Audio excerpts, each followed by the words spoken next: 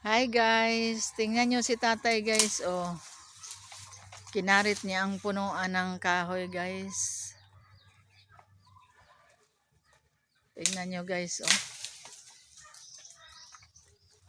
Nagpruning siya dito guys ng malaking kahoy guys, oh. Mahaba na, oh. Tingnan nyo si tatay guys, oh.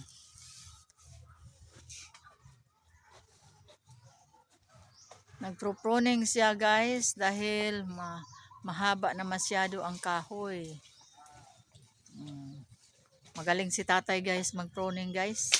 Kinakarit lang niya guys, oh. Yan guys, oh.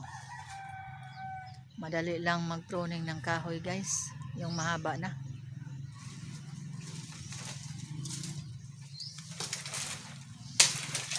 Dito sa tatay guys, oh. Magaling. Kung nakarelate kayo nito guys doon sa bukid, ganito ang ginawa namin guys. Wala kaming pangsuhol guys, pangsahod sa mga tao. Si tatay na lang nagtagagawa nito guys, mag-pruning. Like and share and comment guys. Thank you guys.